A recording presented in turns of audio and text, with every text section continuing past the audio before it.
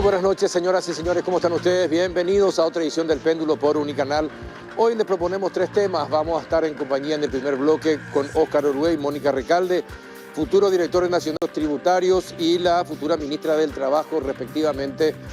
Y bueno, el equipo de Santi Peña va tomando forma y vamos a hablar con ellos a ver cuáles son sus planes inmediatos, qué van a hacer los primeros 100 días para empezar a saber cuáles son las intenciones en estas 2 direcciones.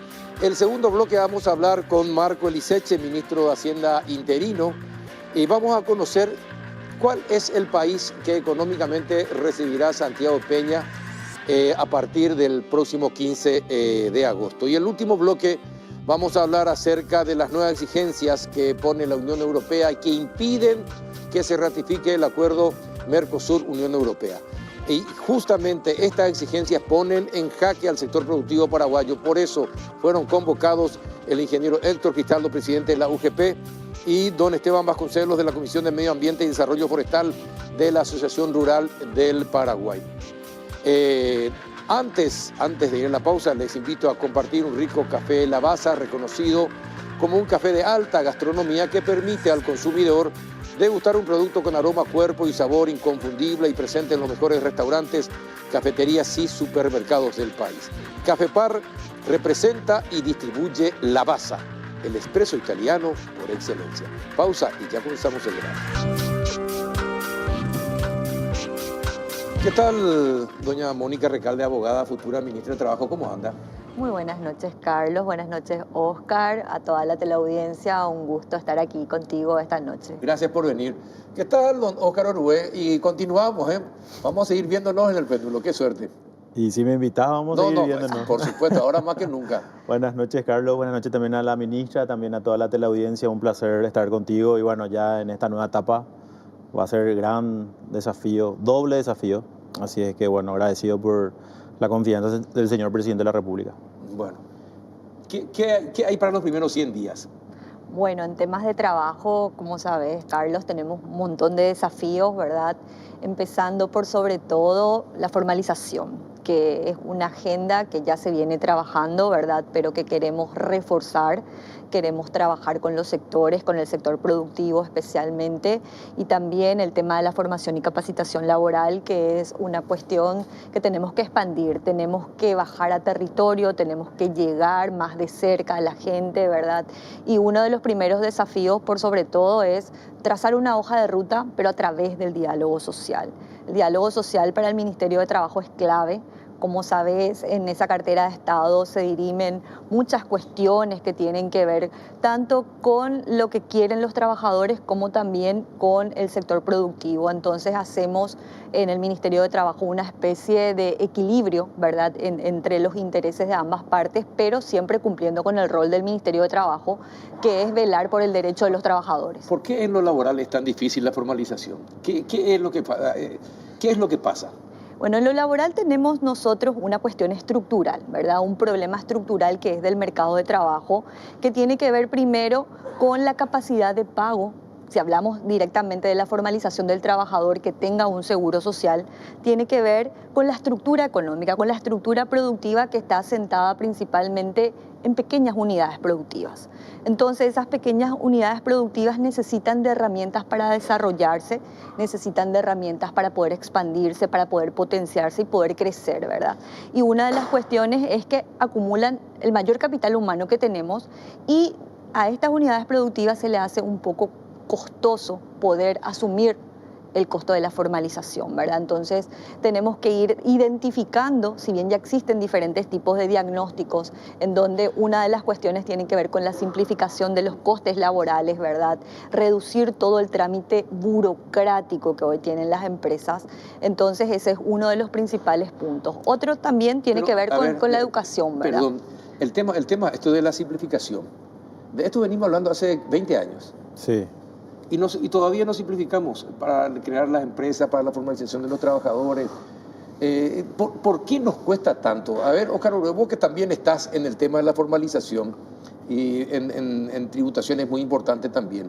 ¿Por qué nos cuesta tanto y por qué, a sabiendas de cómo son las cosas, la burocracia se impone por sobre la razonabilidad?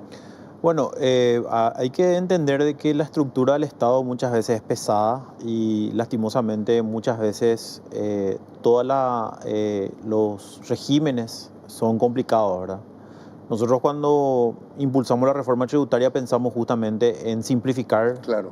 los regímenes y creo que de alguna manera lo logramos. Ahora, ¿cuál es este desafío para el nuevo gobierno y que en el cual ya voy a estar trabajando? Es de lograr esa comunicación y esa concienciación de que la formalización es el único camino para salir adelante. Y que hay regímenes que hoy te simplifican la vida, como el simple, el resimple. Probablemente mucha gente vos le decís, te vas y le preguntás y no saben. Entonces, ese es el gran desafío nuestro. Por ejemplo, ¿en cuánto tiempo hoy se crea una empresa, por ejemplo?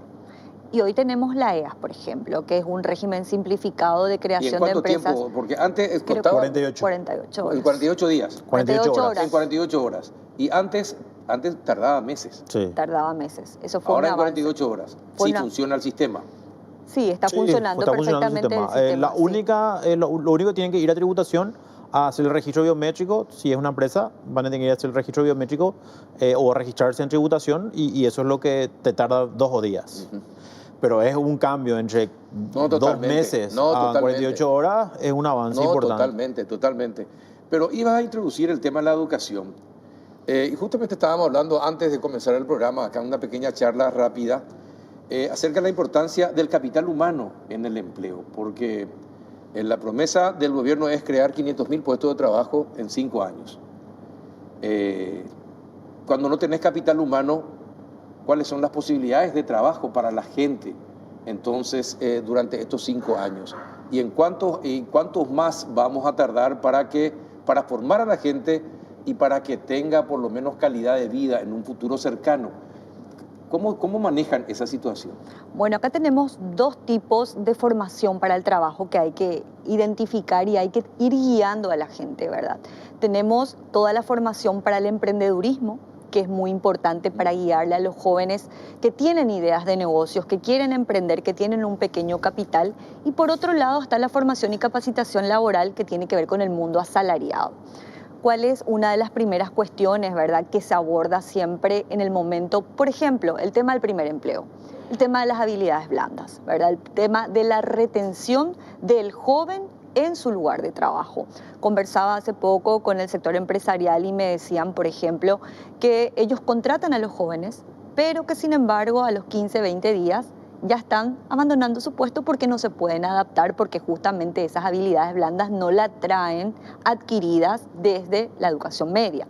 Entonces estuvimos conversando con el ministro de Educación, ¿verdad?, de que ese es un punto muy importante en el cual ya el Ministerio de Trabajo y el Ministerio de Educación tienen que establecer ciertas mallas curriculares o ciertas acciones enfocadas a que el joven adquiera esa responsabilidad y esa ética laboral que implica un montón de cuestiones, ¿verdad? Como por ejemplo el cumplimiento de horario, la adaptación dentro de un entorno asociativo para poder tener, ¿verdad?, un mejor relacionamiento laboral y tener una mejor adaptación también ahí.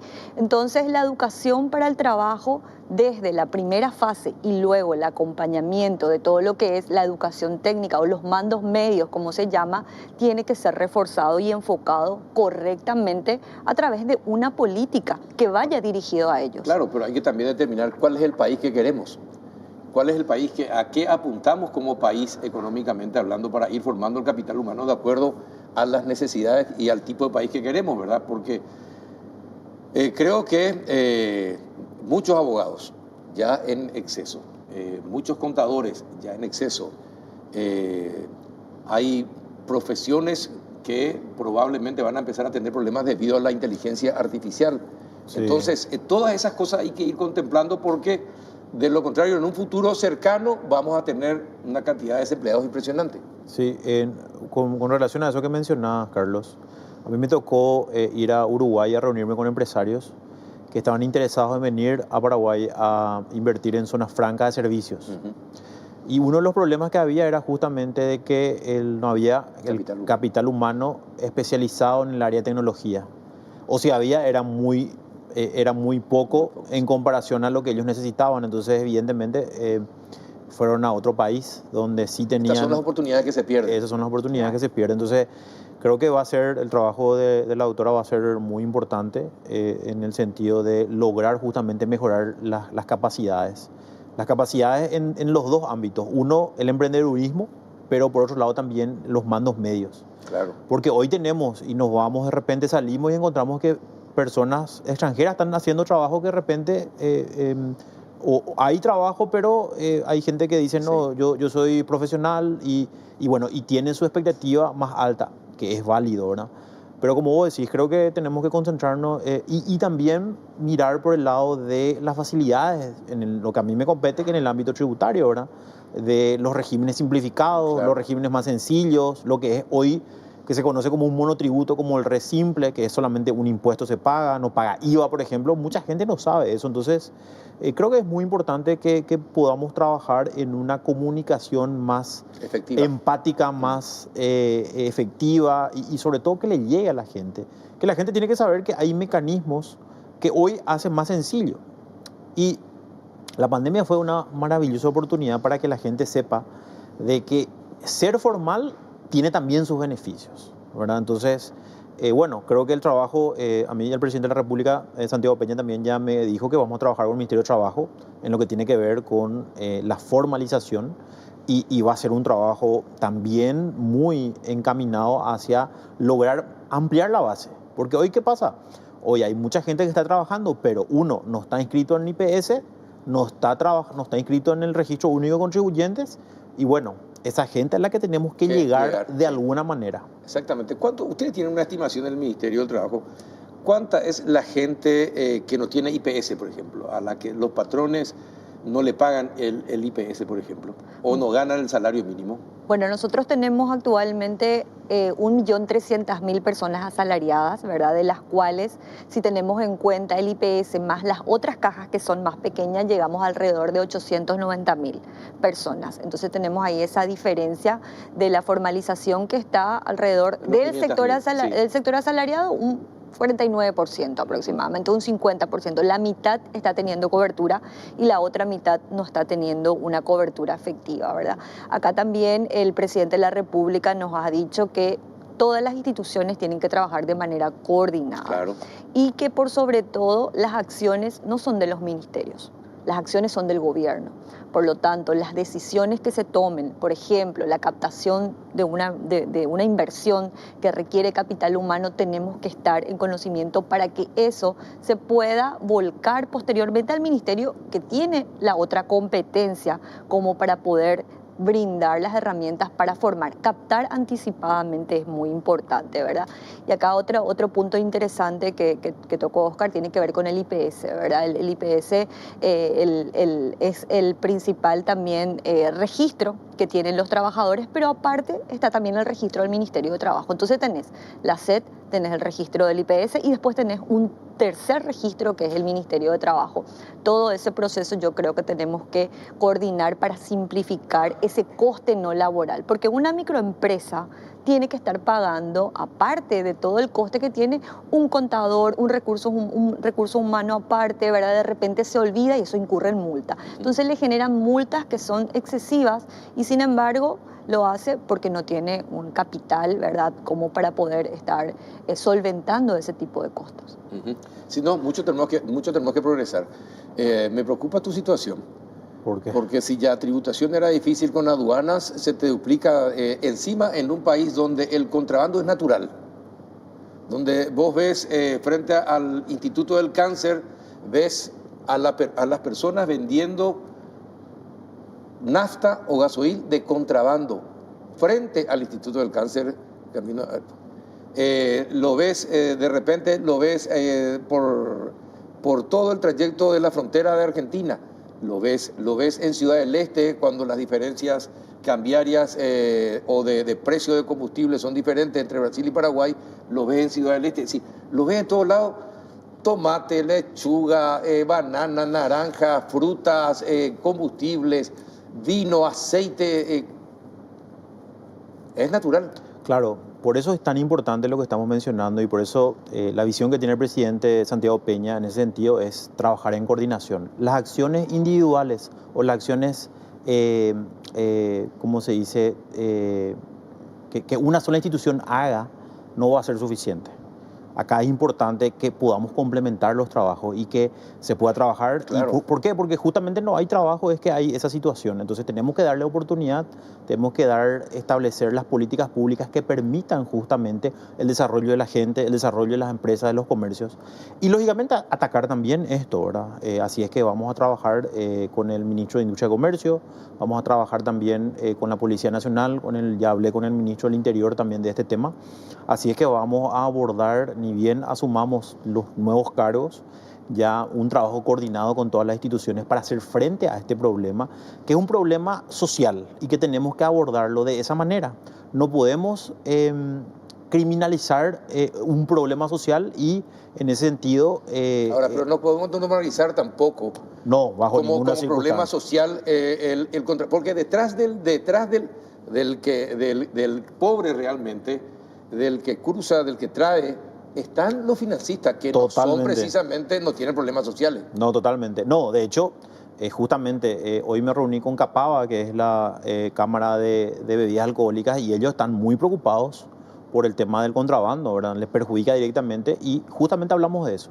Hablamos de que tenemos que establecer políticas de una lucha directa contra el contrabando con todas las instituciones. Aquí no va a haber, no hay un Superman que va a solucionar esto. Totalmente. ¿Verdad? Vamos a tener que trabajar entre todas las instituciones, la policía, también la Armada, el sector privado, y el sector privado, por supuesto. Porque, claro, lógicamente, cuando hay posibilidades de poder compartir información donde todos trabajemos en pos de mejorar esta situación, lógicamente, y tenemos que atacar, o sea, a ver, tenemos que hacer un combate directo, eso sin lugar a dudas, Carlos. Pero también paralelamente tenemos que trabajar en lo social, o sea, en los dos aspectos para que sea efectivo eso. Porque si solamente nos vamos por el lado criminal e incautamos claro, esto, o sea, sí, va a haber otra. Es un aspecto el tema de la pena. Es un aspecto, sí. Y tenemos que darle las condiciones a la gente de que pueda desarrollarse. Y lógicamente ese trabajo va a ser un trabajo, porque no solamente tenemos eso, el tema del contrabando, después tenemos el problema de las subvaloraciones. Tenemos el problema de la corrupción que puede haber en los procesos de importadores que hoy...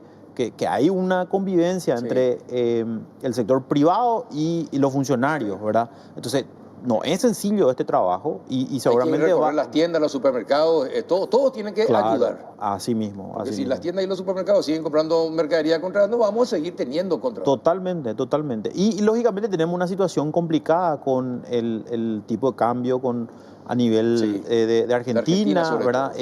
La diferencia no es 10%, la gente te dice el impuesto, en realidad es 10% el impuesto, en realidad la diferencia es 50%, más de 50%, entonces es un problema complejo y un problema que tenemos que abordarlo desde diferentes aspectos, no solamente de incautar y se soluciona ahí, en realidad tenemos que hacer eso, pero también tenemos que darle opciones a la gente que se está dedicando a esas actividades. Ahora, doña Mónica, el gobierno, Santiago Peña, te dijo ya hacia dónde tenemos que apuntar, es decir, cuáles son las competencias que tienen que tener nuestros jóvenes para conseguir trabajo y hacia dónde vamos a apuntar en los 500.000 puestos de trabajo que se pueden crear. Sí, el presidente quiere tener este abordaje de manera sectorial. Nosotros no podemos continuar ofreciendo cursos de capacitación en polos o en zonas en donde ese no es realmente el desarrollo productivo, ¿verdad? Yo no puedo ofrecer cursos de robótica donde, sin embargo, ahí hay un desarrollo de agricultura, ¿verdad? Entonces, esa buena inversión, el buen direccionamiento del gasto, porque también es, ¿verdad? Es una inversión de capital humano. Es una planificación, pero si hacemos de manera incorrecta, eso no llega a la gente, porque yo le puedo capacitar en algo donde en su localidad no tiene, por ejemplo, una salida laboral rápida. Entonces, el diagnóstico territorial, trabajar de cerca con los municipios, con las gobernaciones y con la comunidad es clave para poder identificar esto y por sobre todo con el sector productivo, ¿verdad? Acá las competencias tienen que ver también con la tecnología, con todo lo que van a venir de temas de inversiones que va a desarrollar un capital humano importante en ese aspecto, pero también todo lo que tiene que ver con la industria, porque tenemos unos desafíos de instalación de industrias importantes que requieren mandos medios y, como dijo Oscar, se ubican en zona de frontera.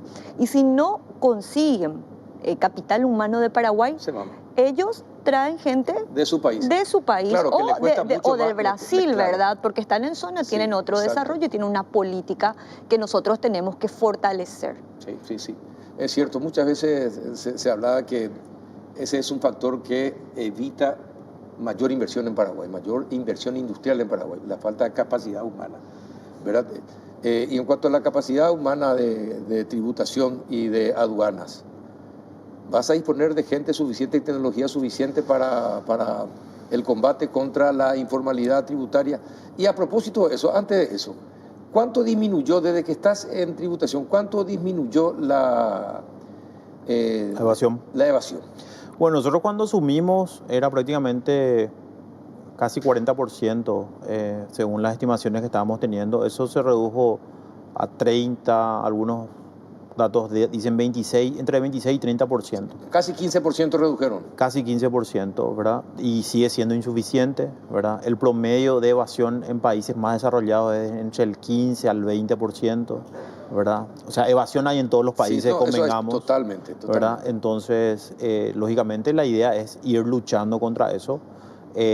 Vamos a continuar el uso de tecnología a través de la facturación electrónica, ¿verdad? Estamos ya, justamente el Ministerio de Industria y Comercio ahora nos autorizó para poder emitir firma digital para los emprendedores y pequeños comerciantes, de tal manera que tengan su facturación electrónica gratuita, ¿verdad? Entonces eso vamos a continuar. Vamos a continuar con la lucha contra las facturas falsas, la evasión de impuestos propiamente. Vamos a continuar trabajando. Vamos a fortalecer el área justamente de control, tanto en tributación como en aduana. Y bueno, es un desafío enorme porque tenemos que hablar de que cambia un poco el paradigma de lo que hoy entendemos como la Subsecretaría de Tributación y la Dirección Nacional de Aduanas en una sola institución. Es un modelo que existe en muchos países y que de alguna manera lo que busca es lograr mayor eficiencia sin aumentar tasas, sin aumentar impuestos. El presidente de la República fue muy claro respecto a la política tributaria. ¿Aumento de impuestos no hay? No hay aumento de impuestos. Por lo menos el primer año de gobierno. No, yo creo que en los 5 años va a mantener esa política. ¿Seguro? ¿Podemos poner eso? Sí. Orue señala que no van a aumentar los impuestos durante los 5 años de Santi Peña. Sí, esa es la línea, esa es la línea política de finanzas públicas, lo que es la política fiscal que va a implementar el gobierno del presidente Santiago Peña. Entonces, bueno, se está trabajando. Con más razón hay que apurar todos los controles. Totalmente. Porque si no, ¿de dónde van a encontrar los fondos? Totalmente. Y por eso es que teníamos que romper un poco, y un poco aprovechando, Carlos, porque mucha gente ve el programa y mucha gente se deja muchas veces guiar por críticas que solamente lo que buscan es descomponer y mantener el statu quo.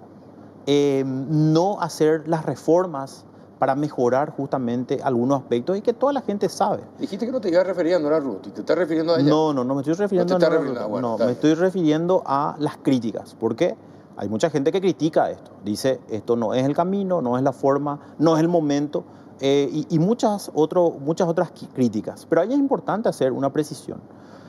No podemos tener resultados diferentes haciendo siempre lo mismo. Entonces necesitamos hacer estos cambios y era importante y este es un proyecto del presidente Santiago Peña. No es un proyecto de Óscar Orué, no es algo que Óscar Orué se fue y diseñó, ¿verdad? No, creo que no tengo ese poder que algunas personas creen que tengo, ¿verdad? Sí, porque ella dijo que ibas a tener un superpoder. No es así. Es doble responsabilidad, ¿verdad? Y es un gran desafío para el país y para nosotros como equipo, porque hoy, ¿por qué estamos acá, Carlos? Es por los resultados que tenemos, por el nivel de recaudación que logramos y por el estatus que Paraguay tiene a nivel tributario, a nivel mundial. El otro día le traía a una persona del organismo internacional aquí en tu programa y reconocía el trabajo de Paraguay. Y eso no es solamente Óscar Orué, eso es todo un equipo humano.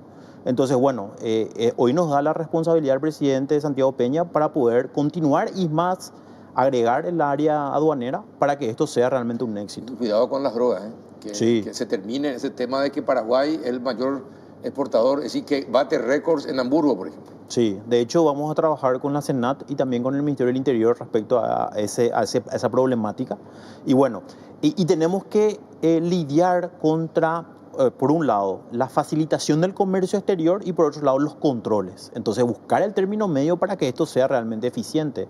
Entonces, no va a ser una tarea sencilla, no va a ser una tarea fácil, no es que en 2 o 3 meses vamos a tener los resultados. Totalmente. Vamos a hacer una reestructuración que permita que el Paraguay tenga los recursos y que no haya esa competencia desleal, porque muchas veces en los temas de teléfonos celulares, en temas de diferentes tipos de productos, hay competencia desleal porque hay un grupo económico que hace posible de que haya esa evasión, esa disminución o lo que se llama esa subvaloración. Entonces tenemos que luchar contra eso y bueno, tenemos el apoyo del presidente de la República y bueno, y todo el equipo económico ahora. Pese a quien le pese.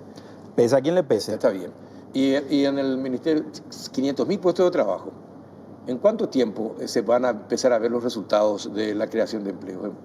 Bueno, nosotros vamos a arrancar, estamos centrados, como dijo el presidente, en el bienestar de la gente. Tenemos que hacerle ver a la gente que el Ministerio de Trabajo es una instancia donde puede recurrir no solamente para temas de denuncias y conflictos laborales, sino también para búsqueda de empleo. Vamos a reforzar nuestro servicio de intermediación laboral, que es donde la oferta y la demanda se conectan, ¿verdad? Por ejemplo, las zonas más pobres, Cazapá, San Pedro y otras localidades. ¿Hay algo en particular en lo que se puede trabajar con los empresarios del sector privado, que muchos son originarios también de esas zonas, para facilitar el empleo? Sobre ese punto estuvimos hablando con el ministro Tadeo Rojas para los beneficiarios de los programas de Coporá especialmente, que es una población que necesita las herramientas para poder salir de la situación en la que están y que eso sea un incentivo para dar un salto, ¿verdad? Como estos programas tienen un alcance a nivel país, lo que queremos es trabajar y potenciar a esas personas para que después puedan o autoemplearse o conseguir un empleo asalariado, ¿verdad? Entonces, esa idea de trabajar el sector vulnerable desde los beneficiarios de los programas sociales es algo que va a ser muy, muy importante para que estas personas posteriormente le podamos conectar con la identificación del sector productivo para que estos puedan trabajar.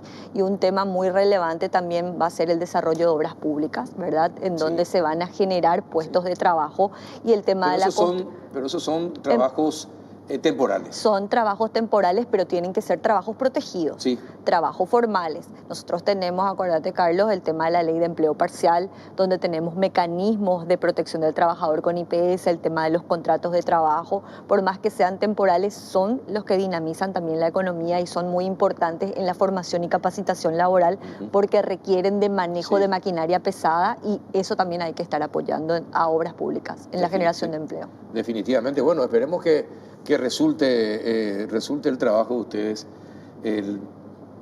Creo que como muy pocas veces se tiene esta oportunidad, se juntan varios factores para que se tenga esta oportunidad. Ojalá que no suceda lo que sucede, que por egoísmos o por cuestiones políticas se pierdan oportunidades de hacer que se recupere el país en todos los órdenes, salud, educación y compañía. Creo que hay un gran compromiso del presidente Peña y de todo el equipo. Hay mucha esperanza con este gobierno. Sí, tenemos una ministra técnica, ¿verdad? Creo que es de la casa, que me entiende. Claro que un compromiso y bueno, una demostración de que, bueno, en mi caso también una persona de la casa, así es que el desafío es el doble porque creemos que los técnicos también tenemos la oportunidad de poder desarrollar y hacer acciones que mejoren la calidad de vida de los paraguayos y que haya ese eslogan que el presidente dice, que podamos estar mejor. Ojalá.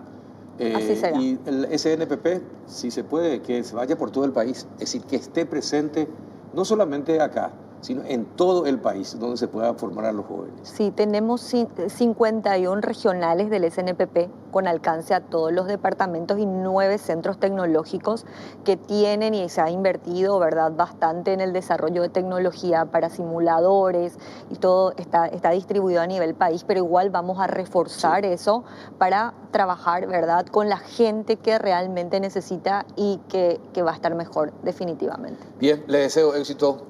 Oscar, éxitos en tu nueva función. Muchas gracias, Carlos. Y cuídense también, muchas ministra. Gracias, muchas éxitos, gracias. Muchas gracias, Carlos. Bueno, a la vuelta de la pausa, Vamos a estar con Marco Liceche, ministro de Hacienda interino, y nos va a contar cómo está el país, cómo deja este gobierno de Mario Abdo Benítez el país al próximo que viene. ¿Cuánto está en caja? Vamos a conocer la vuelta de la pausa. ¿Qué tal, ministro Marco Liceche? ¿Cómo anda? ¿Qué tal, Buenas Carlos? noches. ¿Cómo estás? Un gusto de vuelta en tu programa. Saludos a la audiencia. Bien, bien, bien. Gracias por venir. Bueno, hagamos un resumen. ¿Cómo va a encontrar, cómo encuentra económicamente hablando el nuevo gobierno al país? Bueno, Carlos, siempre es importante hacer un poco un contexto. Como todos sabemos que seamos puede ser repetitivos, pasamos por 4 años bastante complicados, empezando por la pandemia, que obviamente eso fue un conflicto a nivel mundial que cambió básicamente 2 años de nuestra administración en cuanto a los planes que podíamos tener para esos primeros años de este gobierno. Y sumado a eso las cuestiones internas, ¿verdad? Porque tuvimos sequía, tuvimos inundación y al final tuvimos esta guerra internacional que también nos afectó el año pasado en términos de precios, en términos de inflación. Entonces es un contexto bastante complicado.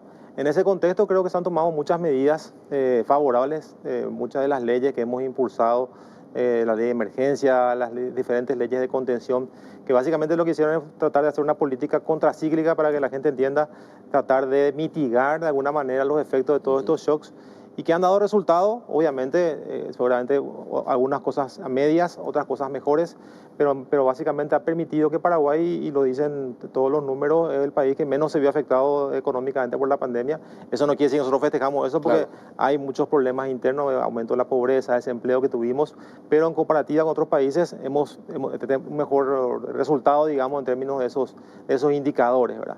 También tenemos que ver, Carlos, lo positivo en cuanto a que el país sigue siendo hoy, y según la Getúlio Vargas, uno de los países más atractivo de inversiones, ¿verdad? El Paraguay es el número 1 hoy en cuanto a atracción de inversiones en la región.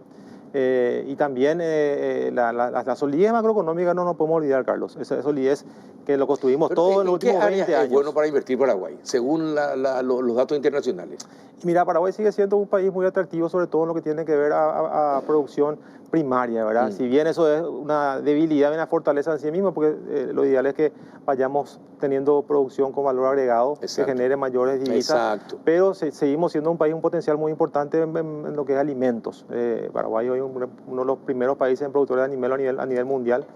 Pero también hay atractivos en otros campos, ya hay también interesante. Hemos traído esta empresa Omega Green, por ejemplo, que es un capital muy importante que ha ingresado y que va a poner una planta que va a generar muchos recursos en los próximos años. Pero tenemos que cambiar eso, Carlos, también, como decíamos, a la tecnología. Creo que lo hablamos recién fuera del micrófono.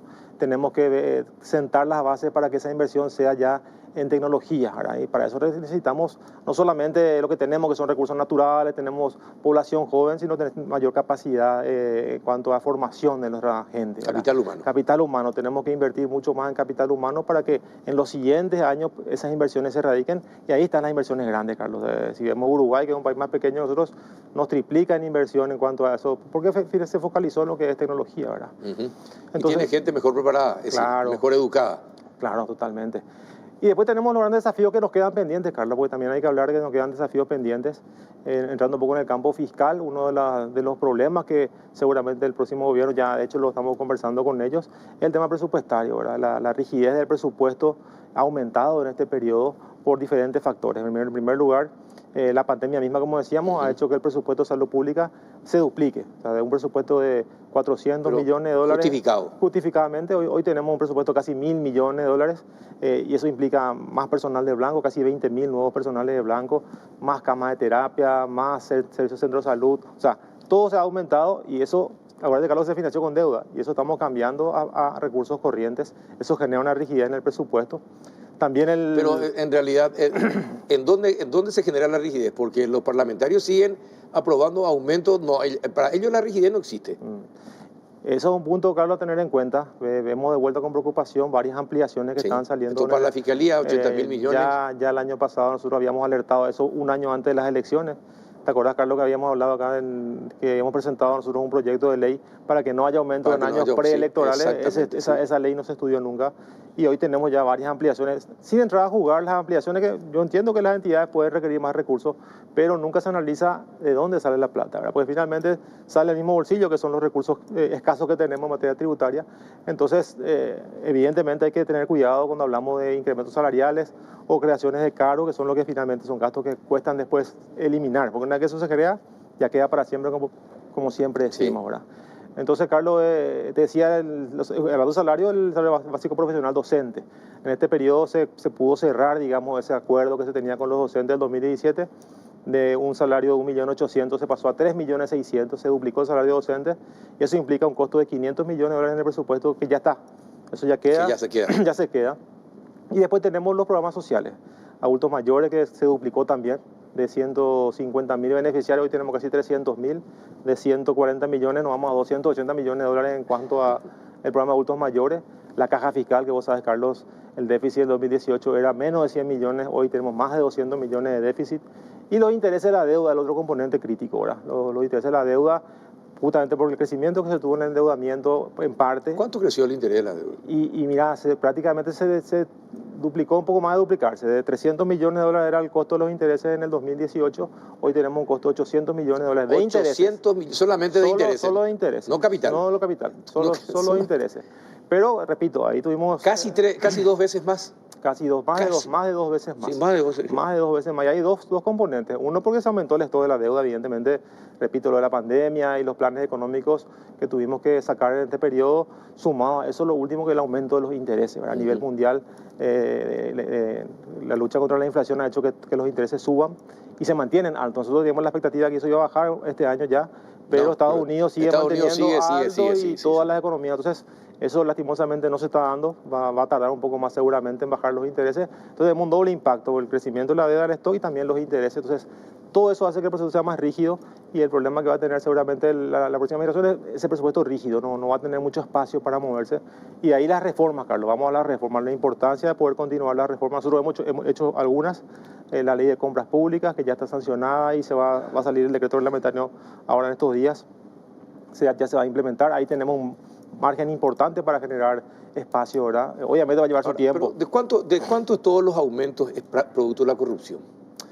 Bueno, es una muy buena pregunta, Carlos, una muy buena pregunta. La corrupción, si bien no es mi área de análisis, ¿verdad? Pero sabemos que es un mal que existe. Claro, porque ustedes finalmente son los que tienen que pagar el producto de la corrupción. Así mismo, es algo que existe, que varios estamentos de la sociedad, no solamente del sector público, ¿verdad? Entonces, eso genera obviamente ineficiencia, hablando en términos de servicios públicos, y seguramente un monto importante que no están tanto al fisco en términos de evasión, y también lo que se filtra en las compras públicas, que puede ser más eficiente. Así nosotros, tanto por el lado del ingreso como por el lado del gasto, si podemos ir acotando el margen que vos mencionás de corrupción, obviamente se puede recaudar, o se puede tener un espacio en el presupuesto mucho más importante, ¿verdad? En cuanto a la responsabilidad, ¿por qué cuesta tanto volver al 1,5? Sí, eso es un punto, una muy buena pregunta, Carlos.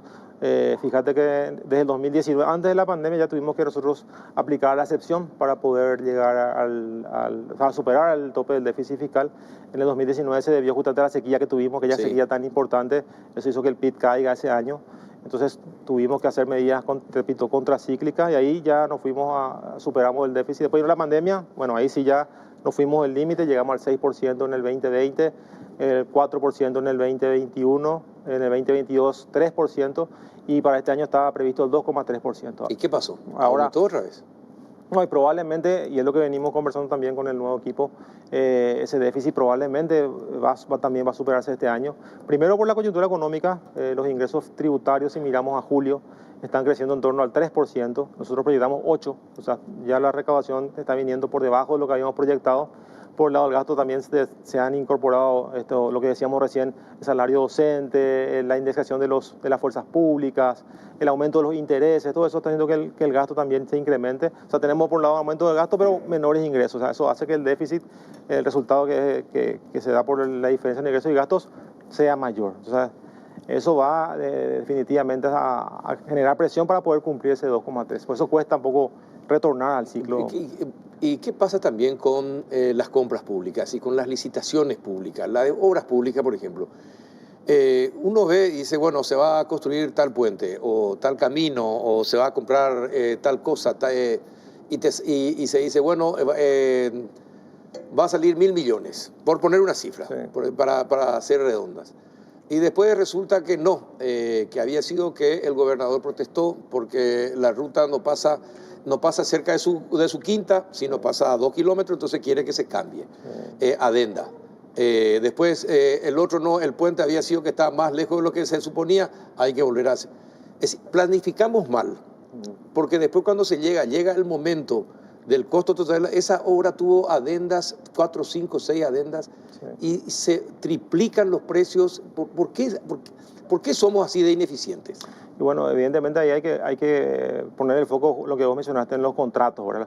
Porque los contratos son los que tenemos que administrar estas cuestiones de qué tipo de adenda y cuáles son las condiciones de la adenda. Evidentemente que tal vez con esta ley de compras públicas que tenemos ahora que vamos a reglamentar, poner de manera más explícita, digamos, en qué momento y cuáles son las causas por las cuales se puede modificar un contrato. No debería ser así.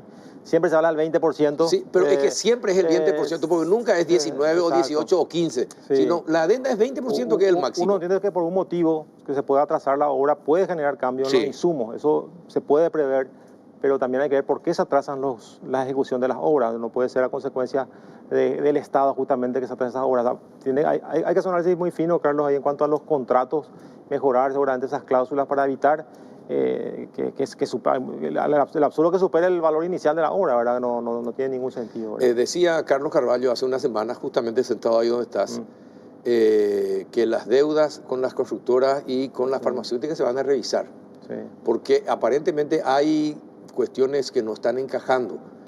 Y esa es la percepción, en realidad es la percepción de lo que estamos en la noticia, compañía, la percepción que uno tiene, de que ahí detrás de todo eso hay grandes negociados.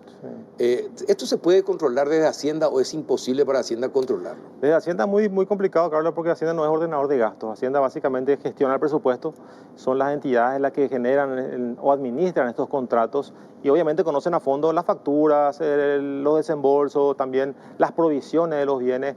Obviamente, y pasó en el 2017 también, previo a un cambio de gobierno, se hablaba que la deuda con la farmacéutica era 150 millones, se hizo la auditoría del Poder Ejecutivo y quedó por menos de 100. O sea que obviamente que se tienen que revisar, yo entiendo que el nuevo gobierno va a hacer eso. Una vez que ingresen ellos, y me parece bien que hagan una revisión de todos los compromisos. Nosotros desde Hacienda que hicimos ahora, hemos enviado notas a ambas carteras, hemos pedido que nos informen el detalle de la deuda, hemos recibido ya esa información. De acuerdo a datos que ellos manejan, ¿verdad? Y el monto que se maneja, hablamos de una deuda de 500 millones de dólares aproximadamente entre ambas carteras. Claro, ayer hablamos con parte de la representante de los gremios de las empresas a quienes el Estado adeuda, ¿verdad? Y nos hablaba de 630 millones de dólares, incluso de facturas del 2021 que todavía no se pagaron. En el caso de salud, ¿verdad? Sí, salud, exactamente, de salud. ¿Cómo es posible? Si se hace el presupuesto, me imagino que tiene que contemplarse el pago de la deuda atrasada.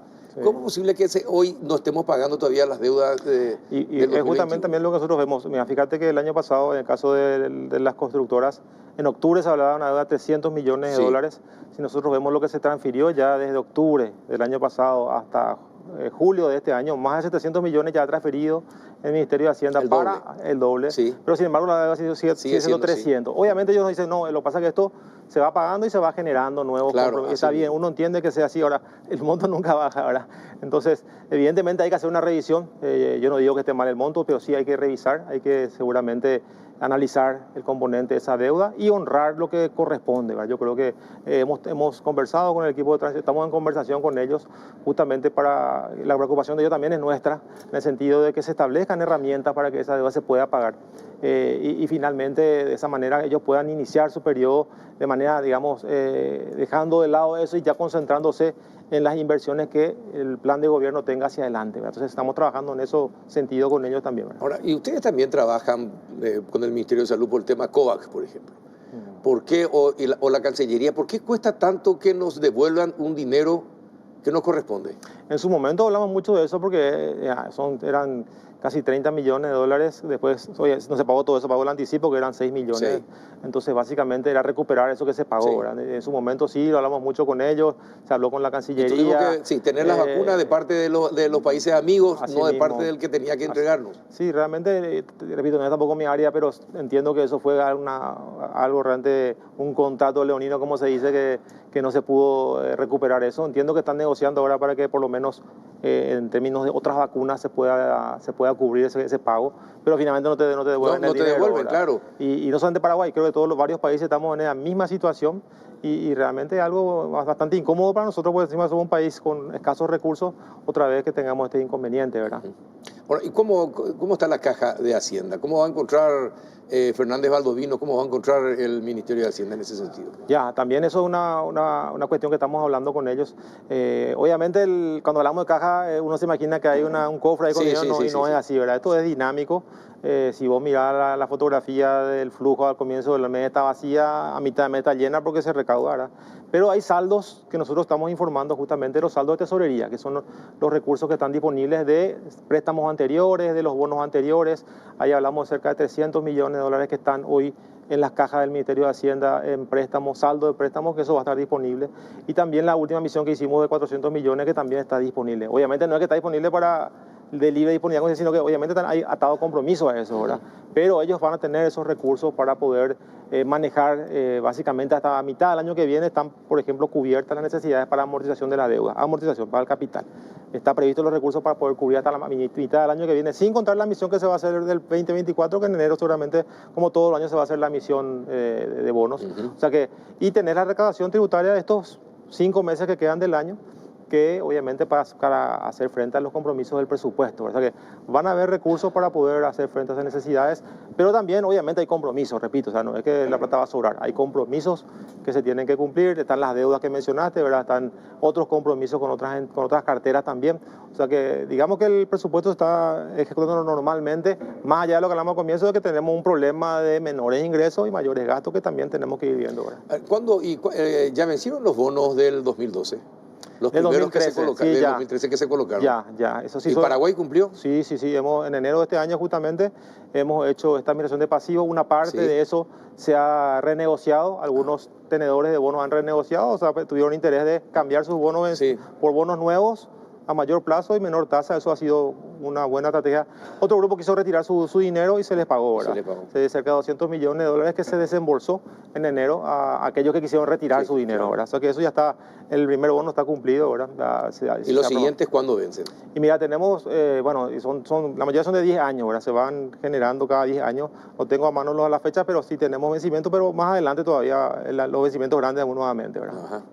Bueno, y en resumen, ¿van a tener fondos para operar sin problemas? Para los gastos operativos, repito, o sea, el presupuesto está preparado para poder ser administrado, van a tener los recursos para poder arrancar, digamos, y repito, también van a tener los saldos de estos préstamos para poder cumplir con los compromisos, digamos, ya sea de deuda o ya sea de otros compromisos que tengan, van a tener los recursos, repito, más de 300 millones que hoy está en caja, digamos, en saldo. Una cosa, don Marco, ¿cuánto es la deuda que tiene el Estado paraguayo con los bancos? Producto de las deudas que se tenían con las farmacéuticas y las constructoras. ¿Cuánto asciende actualmente? Con los vialeros, básicamente, está en torno a los 170 millones de dólares la deuda con los bancos, ¿verdad? Era un monto más grande, llegó a ser 400 millones, parte se pagó con todo esto que dijimos, ¿verdad? Todos estos recursos que se refirieron en los últimos meses se pagó más de la mitad, quedan 160 millones, según nos informó Obras Públicas, todavía pendiente. Y en el caso de salud, el monto más pequeño, estamos hablando de 200.000 millones de guaraníes aproximadamente, en el caso de cesión con salud pública, ¿verdad? O sea que son otros 15 millones de dólares aproximadamente en el caso de salud. O sea que son unos 185 millones que están en los bancos aproximadamente entre salud y obras públicas. ¿Y la caja fiscal cómo van a encontrar? Bueno, la caja fiscal, esa es la gran preocupación, Carlos. Creo que es la gran reforma que indefectiblemente tenemos que hacer, y que no es un tema del Ministerio de Hacienda, tiene que ser una preocupación de todos, ¿verdad? Porque ahí básicamente están todos los jubilados del sector público y las áreas más sensibles, ¿verdad? El Magisterio Nacional, las fuerzas públicas. Entonces, lo que te decía al comienzo... ¿Cuál de ellas no está quebrada?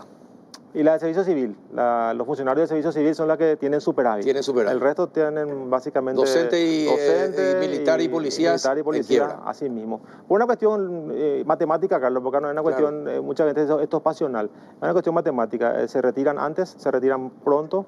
No puede ser que maestros se jubilan a los 42 años. No puede ser eso. Obviamente. Y la tasa que reciben es mucho más alta que el resto, ¿verdad? Se jubila con casi el 90%, en el caso de los militares con el 100%. Entonces, repito, no es algo subjetivo que contra el sector, no, es algo meramente matemático. O sea, si yo aporto pocos años y me retiro pero antes... muchos beneficios, lógicamente, va a dejar un agujero en algún momento. No hay forma de financiar. Claro. Ahí no ponemos de acuerdo. O financiamos con los impuestos, que es lo que seguramente se financian los impuestos, o hacemos la reforma paramétrica, buscamos un punto de equilibrio en cuanto a la edad, en cuanto a los aportes, y estamos de acuerdo ahí en lo que decía también el ministro, el próximo ministro que va a entrar a Hacienda, estamos de acuerdo en no tocar aquellos jubilados que ya tienen su beneficio. Obviamente el derecho adquirido hay que respetar, pero hay que mirar hacia adelante con los funcionarios activos que están hoy, ¿verdad? Tenemos que ver cómo solucionar esto, porque este problema va a ser crítico. Cuando, si tuvieras que señalar, si poner en luces de semáforo, el tema de la caja fiscal,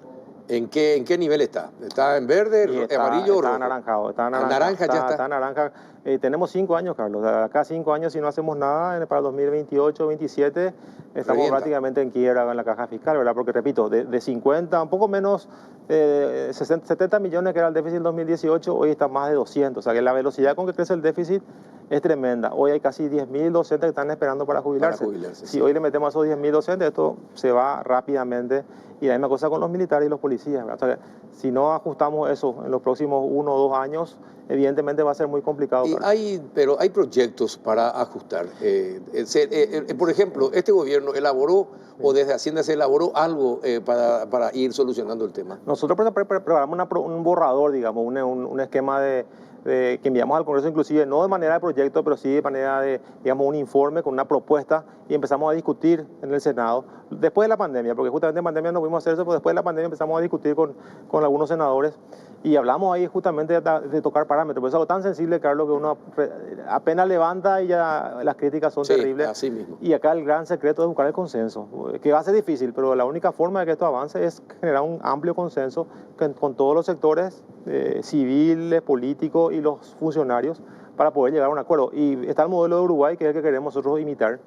Uruguay sacó una ley que creó una comisión, siempre decimos que la comisión no, pero una comisión por ley, con reglas, que tenga plazos.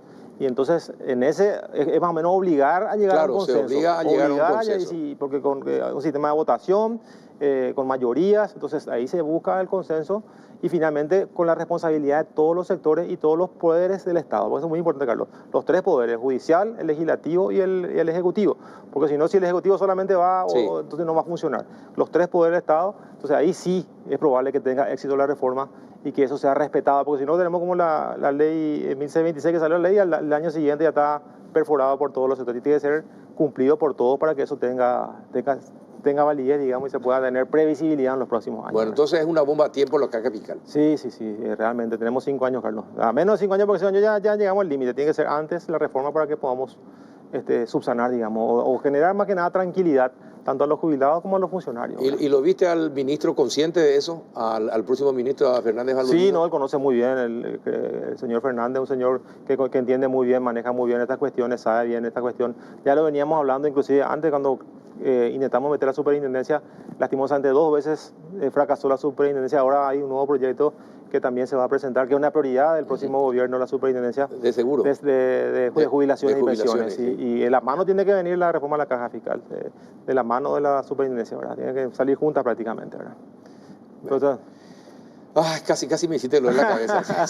Bueno, pero está bien. No, me gusta la sinceridad con que podamos hablar para que la gente entienda lo que le espera al próximo gobierno. Lo bueno, Carlos, que todas estas cuestiones que estamos en otros países pasaron lo mismo. O sea, lo bueno que nosotros decimos siempre, ya sabemos lo que va a pasar. Entonces, hagamos antes de que pase, ¿verdad? Pasó en Chile, pasó en Brasil, pasó en Argentina. El problema fiscal que tiene Argentina básicamente es por las pensiones. Entonces, no esperemos llegar a esa situación. Tenemos las herramientas, no vamos a inventar la rueda, las cuestiones técnicas están sobre la mesa. Sí tenemos que poner un acuerdo. Hay que tener la voluntad política para totalmente hacerlo. La madurez política de poder llegar a esos acuerdos. Y si no, como repito, si no tenemos que hablar de impuestos, ¿verdad? Porque esto no hay forma de financiar, ¿verdad? Y es nadie que hablar de impuestos y... No, recién Uruguay decía que en 5 años no se iba a aumentar el impuesto. ¿Cómo vamos a financiar si no hacemos entonces estos acuerdos, ¿verdad? Perfecto, bien. Don Marco, muchísimas gracias por venir a pintarnos este panorama y hacer un resumen de lo que deja el Ministerio de Hacienda. Te agradezco, Carlos, mucho y todo el apoyo de estos años, porque realmente gracias a ustedes también podemos comunicar todo lo que hemos hecho, así que te agradezco mucho estos años y a disposición. Gracias a ustedes que siempre vinieron cuando fueron convocados, porque eso es muy importante. Ustedes dieron la cara siempre que les convocamos y agradecemos de corazón eso. Así que gracias por haber venido una vez más. Gracias, Carlos. Marco Liceche, ministro de Hacienda interino. A la vuelta de la pausa, este tema de acuerdo Mercosur y Unión Europea y la exigencia de la Unión Europea. Lo que habíamos hablado. Con el sector productivo. Así es. Van a estar Héctor Cristaldo y Esteban Vasconcelos. A la vuelta de la pausa. Y entramos en el último bloque del péndulo ya en compañía del ingeniero Héctor Cristaldo. ¿Qué tal, ingeniero? ¿Cómo estás? Buenas noches para la audiencia, para vos, para Esteban. Un gusto compartir con ustedes. Presidente de la UGP. Y también con el ingeniero Esteban Vasconcelos de la Comisión de Medio Ambiente y Desarrollo Forestal de la ARP. Gracias por estar, ingeniero. Gracias por venir. Buenas noches, Carlos, al público, a la audiencia, ingeniero Cristaldo. No, pero aparte le agradezco más todavía porque estuvo de viaje, viene del exterior y acaba de llegar y ya está acá con nosotros. Así que apreciamos ese gesto de corazón, sinceramente. No hay que... Bueno, y vamos a hablar del tema esto es la Unión Europea, está de moda, ¿no? No vamos a hablar de educación, vamos a hablar de otro tema, pero otra vez la Unión Europea metida en el tema. ¿Cuáles son las exigencias que últimamente han desatado resquemores y le dejan en jaque al sector productivo? La semana pasada estaba el futuro canciller con nosotros acá en el péndulo y también decía que así como están, es muy difícil que propone un acuerdo con la Unión Europea porque se están metiendo en cuestiones que son exclusivas de los países, de soberanía ya de los países, imponer cuestiones que no corresponden. Eso al sector productivo, por ejemplo, ¿de qué manera le afecta y cómo ustedes eso le explican al gobierno, por ejemplo? ¿Quién comienza? Bueno, independientemente a la exigencia, Carlos, para mí hay una realidad. O sea, en Europa el Pacto Verde, digamos, generado, o el Green Deal que tuvimos, que se viene comentando, tiene una serie digamos, de fundamentos ambientales dentro de lo que es la Comunidad Europea o para ellos, para su proceso productivo, para su proceso de desarrollo de Europa, ¿verdad? Y eso básicamente es lo que están queriendo de alguna manera repasar digamos, al Mercosur o América Latina, donde las realidades son otras. Sin entrar en el tema jurídico, pues en realidad no es una especialidad nuestra, sino directamente la parte técnica y productiva, donde tenemos realidades diferentes, actuales y anteriores, o sea, también en el pasado. Entonces, en realidad no tiene cabida dentro de nuestro sistema productivo. Pero ustedes hablan se habla con las autoridades europeas de este tema, ¿se le explica esta situación o no? Bueno, Cancillería está trabajando, las Cancillerías del Mercosur están trabajando.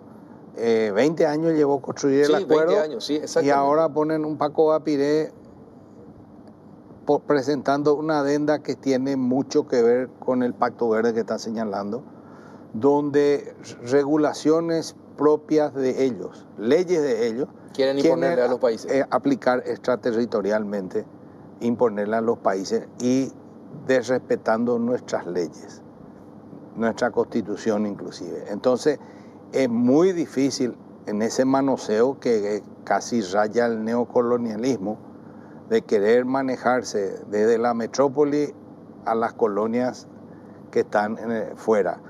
Es muy peligroso porque bajo el ropaje ambiental, que todos estamos de acuerdo en que tenemos que hacer un uso y manejo racional, sostenible de los recursos naturales, no degradándolos, en eso estamos todos de acuerdo, pero bajo eso viene encubierta dos cosas. Uno es, Paraguay es un país que sin ningún tipo de subsidio, sin ningún tipo de soporte de precios y con una emisión de 0,09% de las emisiones del mundo, no nos pueden imponer esas cosas, venir a sacarnos competitividad, porque ellos no son competitivos, ellos subsidian miles de millones de dólares de su producción y vienen a ponernos trabas que son pararancelarias, más bien es un problema comercial, lo están convirtiendo en un problema ambiental, disfrazándolo. Y en el inicio de la discusión son trabas pararancelarias, pero en la última versión que salió este año ya están también las multas, que vienen a ser prácticamente trabas arancelarias encubiertas, porque pone un mínimo de 4% de multa, puede ser 10, puede ser 20, pero la trampa está en que si vos es sobre todas las operaciones del año, es decir, vos puedes hacer 100 operaciones con ellos, que no es impugnado nada, en la número 101 te impugnan y te multan sobre el valor de la 101. Por todo el total. Entonces eso es una forma tramposa de bajar el precio. Sí, se pierde competitividad. Encima Paraguay... Y con el Jesús en la boca, claro. Vos estás hasta noviembre trabajando bien, en diciembre te bajan el martillo y todo tu trabajo un año se va al canasto. Esto en el sector agrícola, ¿no? Y ganadero. Y ganadero. También el sector ganadero es lo mismo. La misma cosa. La misma Porque situación. son 6 o 7 rubros que están con el tema de que se tiene que demostrar que viene de zona no deforestada después del 1 de enero de 2021. Entonces es soja, cacao, madera, carne. Alguna cosa se me está quedando en aceite de palma. Y los derivados, es decir, el cuero, todo lo que salga, claro, de eso, el speller, todo tiene que demostrar. Y en Paraguay están ignorando que tenemos desde hace casi 20 años ya una ley de deforestación cero en la región oriental. Lo mismo van a exigir. Aunque vos demuestres este año que tu producción y tu finca en general ya no está teniendo cambio de uso de suelo, ellos lo mismo te obligan al año siguiente a volver a demostrar. Le pregunto que ustedes entienden del tema. Le voy a hacer una pregunta que se hace el hombre común. ¿Quién depende más del otro? Es decir, ¿el Mercosur depende más de la Unión Europea o la Unión Europea del Mercosur? Teniendo en cuenta esto, porque me da la impresión de que el Mercosur podría negociar con otras regiones del mundo para evitar estas normas que quiere establecer la Unión Europea en el comercio exterior, ¿verdad? Es decir, ¿quiénes necesitan más de quién en este tema? ¿La Unión Europea del Mercosur o el Mercosur de la Unión Europea? ¿Cómo es la relación? No sé si hay un balance. Yo creo que los niveles de exportación de la Comunidad Europea tampoco son tan grandes, por lo menos en el sector ganadero, no es un nivel importante de la exportación, ¿verdad? Sí tiene un mercado de valor, o sea, realmente los valores de la exportación de carne a Europa es sí, superior, claro, ¿verdad? Es una marca. Exactamente, pero no tiene una influencia. Ahora, quiera o no, es la Comunidad Europea, es importante, claro, para un marketing mismo de un producto nacional, ¿verdad? Entonces, no creo que valga la pena decir no tiene importancia, pero... No, yo no digo que no tenga importancia, sino el nivel de necesidad de la balanza. No tiene una balanza importante, digamos, dentro, ¿verdad? O sea, hoy en carne el gran jugador es China, donde China, Paraguay está afuera, ¿verdad? Con algunos crecimientos ya con Taiwán y otros mercados, ¿verdad? Pero Europa en comunidad no tiene un valor muy importante, digamos. ¿Y en el agro? Y directamente tampoco es de mucho peso, un 8% de la soja va para... ¿Del Mercosur? ¿O de Paraguay? De Paraguay. Mercosur es diferente, pero tendrá otros volúmenes, no conozco, pero no pasa solo por ahí. El tema es que si esto aceptamos en el marco del acuerdo, se convierte en obligación y cualquier otro comprador puede exigir lo mismo. Entonces, en el acuerdo es inaceptable. Y en el tema de que ellos tienen sus condiciones para comprar, y bueno, tenemos que empezar a mirar otros mercados y dejarnos del mercado europeo. Pero eso es una cuestión comercial. Ahora, si firmamos el acuerdo, es una obligación. Y ahí ya se vuelve una cuestión legal y estamos renunciando a todas nuestras normativas y leyes del país. Y eso es inaceptable. Ahora, nosotros somos los responsables de de la contaminación mundial? No. Es decir, esta parte del mundo. Eso es un tema realmente buena la pregunta, porque en realidad es increíble cómo nosotros entramos en este juego Sí, no teniendo exactamente. participación. Sí, por eso. ¿Verdad? Como digo el ingeniero Cristal, en tema de emisiones estamos en el 0,09%, ¿verdad? De las emisiones. El Mercosur está en 2%. O sea, realmente nosotros en lo que vienen a ser emisiones, que hoy está muy fuerte, muy de moda, digamos, dentro de la conversación de temas ambientales, nosotros no tenemos participación en el mundo. O sea, los grandes emisores son los países industrializados y estamos lejos de esa situación. Y mirando el tema de bosque, que es el otro tema, Sí. digamos, sensible en tema ambiental también. O sea, si consideramos el país Paraguay, y acaba de la presidenta Infona, ¿verdad?, emitir o sacar un resultado de mediciones, seguimos siendo un país que tiene arriba del 40% de bosque dentro del país, ¿verdad? Con una región como la región oriental, que es el 40% del país, sin deforestación o con deforestación cero del año 2004. Pero se cumple eso, se respeta esa Y deforestación. se cumple cero o no. porque tiene una deforestación mínima, ¿verdad? Inclusive por otros factores, ¿verdad? Y la región occidental, con un desarrollo bastante ordenado en el tiempo. Entonces, es increíble cómo nosotros entramos en un tema de conversación cuando debería ser una bandera. O sea, en realidad Paraguay debería llevar la bandera ambientalista en el mundo y con un sustento enorme de lo que es el sistema productivo y de la forma como nos desarrollamos en nuestro medio ambiente, ¿verdad? Pero la lógica es perversa. El que tiene más bosque entra en porque hay una clasificación de riesgo alto, medio, moderado y bajo. El que tiene más bosque va a tener riesgo alto. Paraguay va a entrar en riesgo alto probablemente por conservar lo que está conservando. Entonces es totalmente absurdo el abordaje que están haciendo, y es más, la certificación que van a pedir, probablemente los grandes y medianos podamos cumplir, pero los pequeños productores que están en un proceso de inclusión a la economía, están entrando en las cadenas de valor y están saliendo de la pobreza, no van a poder certificar por los costos y por todo. Hay más de 150.000 fincas sin título, producto de la reforma agraria, que no van a poder certificar porque no tiene título. Y entonces vamos a excluir a miles de compatriotas y vamos a volver a acelerar el proceso de profundizar Así la que por pobreza. donde se lo mire es perjudicial. Nosotros en 20 para años, Paraguay. En 20 años bajamos la pobreza de 57% a 24%. Vamos a volver a subir la pobreza por esta medida de la Comunidad Europea. Es decir, nos van a mantener pobres y ellos ricos y desarrollados. ¿Es así? Sí, sí, definitivamente. Así como de tajante dice el ingeniero Cristaldo. Categórico. También para el sector de... Sí, el toconero digamos, tiene otro desarrollo dentro, pero en realidad también tiene un sector de pequeños productores importante, ¿verdad? Sí. Muy importante. Creo que es sabido, ¿verdad? La ganadería para el pequeño productor es su caja de ahorro, ¿verdad? Y si esto entra en ese proceso también es un problema, ¿verdad? Porque al final la comercialización del movimiento va a ser un problema para ellos, ¿verdad? Las autoridades del país entienden el tema, manejan correctamente el tema, defienden los intereses nacionales.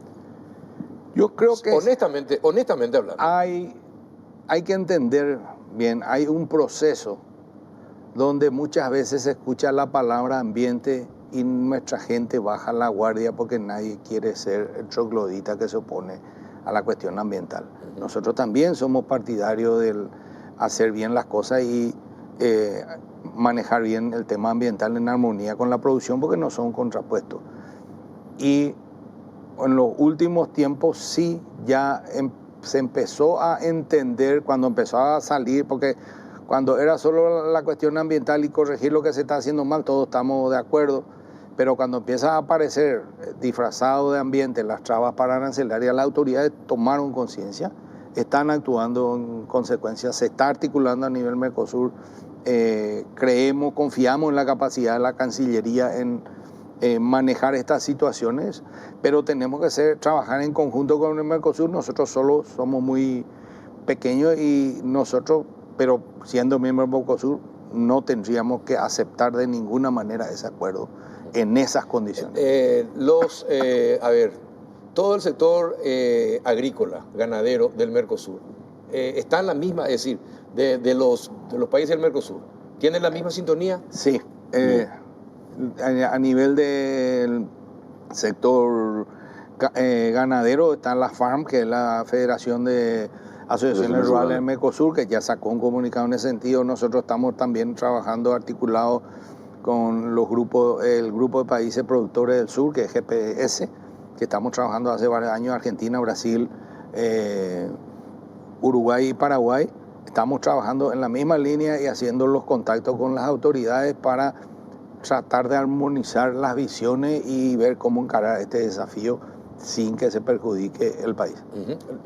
También el sector ganadero es así, Igual. del Mercosur. También, así mismo. El sector privado está en una sintonía. El sector Y en cuanto público, al sector público, ¿cuál es el país que estaría en sintonía con la Unión Europea? Así como lo ven ustedes.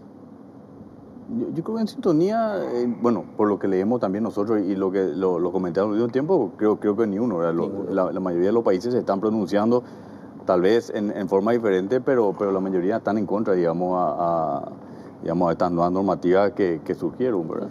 Y hoy, Porque en realidad la situación, la verdad la situación de nuestro sistema productivo del Mercosur son semejantes, ¿verdad? Tenemos diferencias, pero la base es la misma, ¿verdad? Ingeniero, ¿qué iba a decir? tenemos sistemas de producción sostenibles, tenemos niveles bajos de emisión. China solo emite el 27%, todo el Mercosur 2.7 creo que es. El 10% es lo que China emite.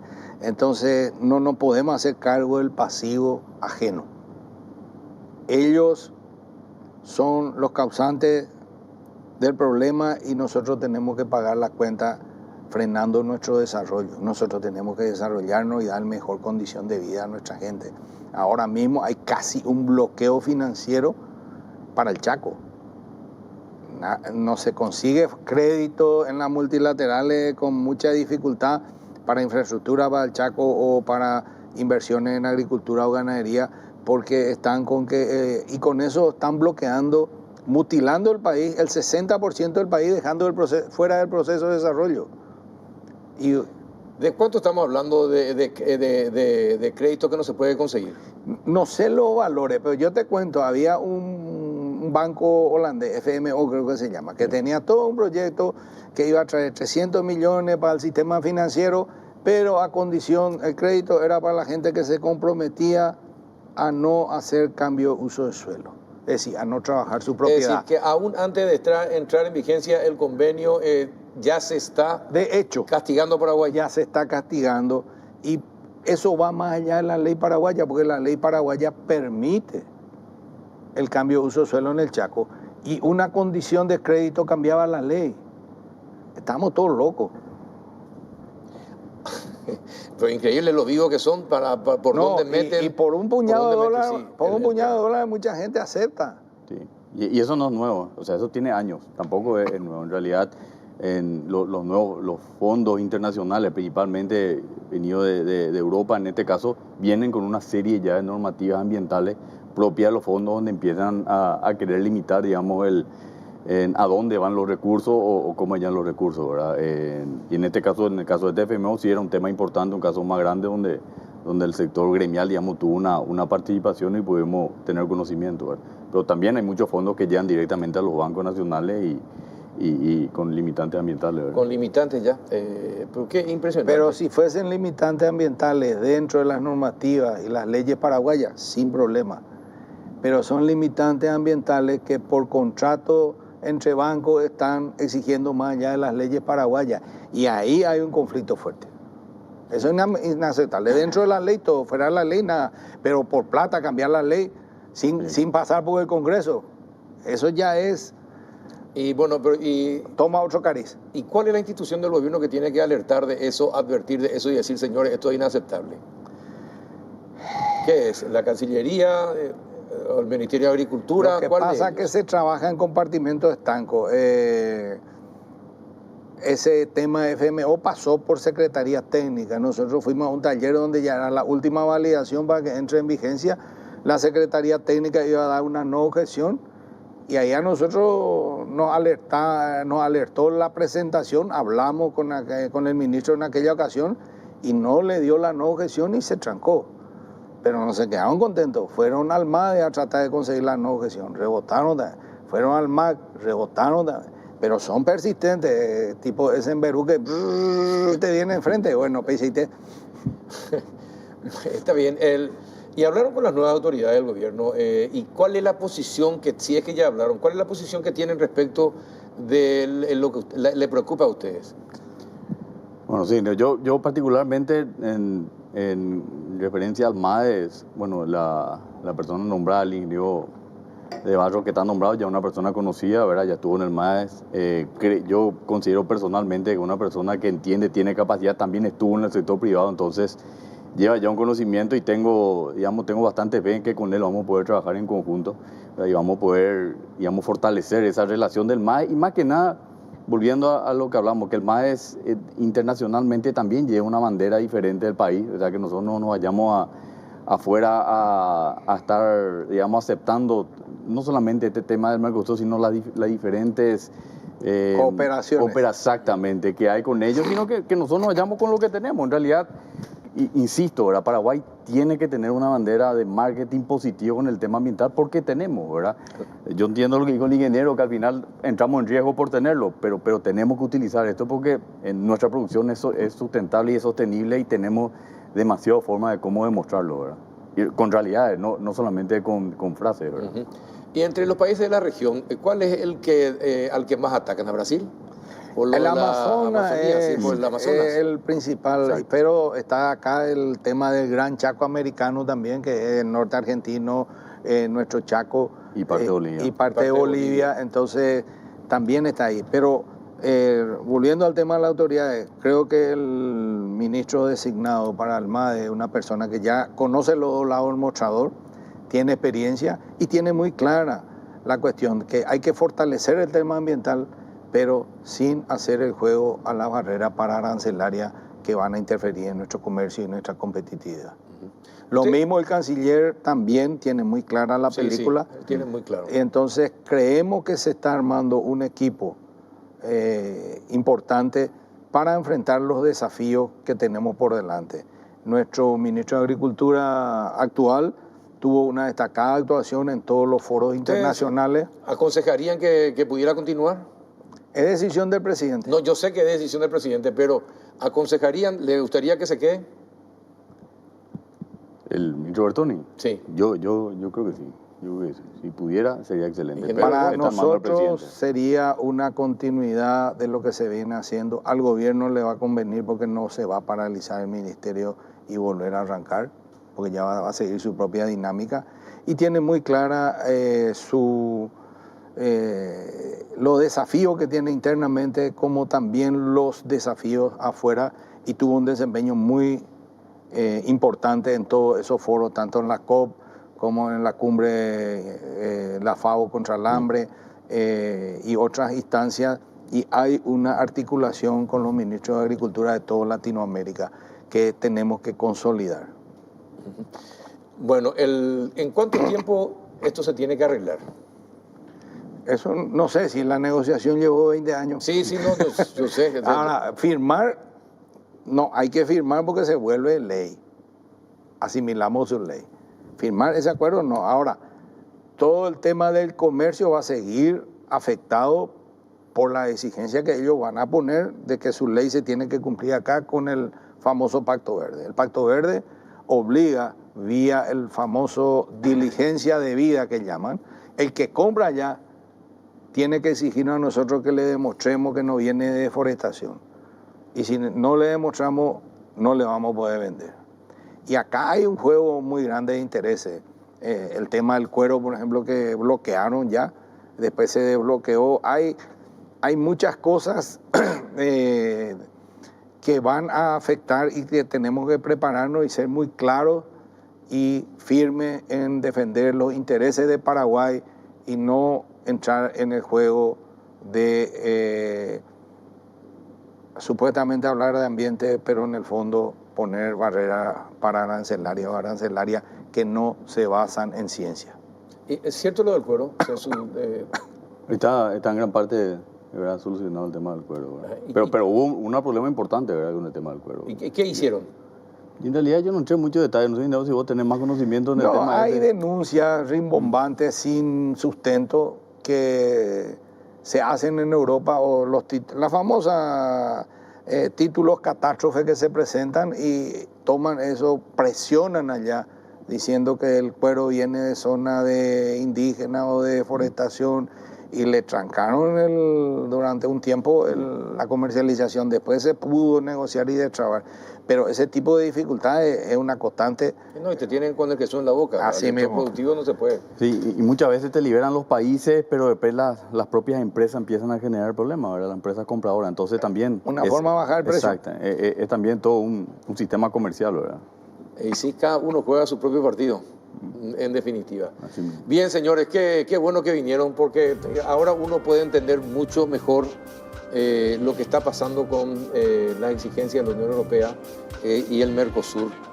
Y necesitamos aprender. Qué bueno que haya venido. Así que, ingeniero, te agradezco que siempre vengas cuando te invitamos. También, ingeniero, a vos también, y ojalá que puedan venir más a menudo para ilustrarnos sobre estos temas. Cuando quieran, a la orden. Bueno, gracias. Sí, sí. Y bien, ustedes también, gracias por acompañarnos otro miércoles más. Hasta el próximo.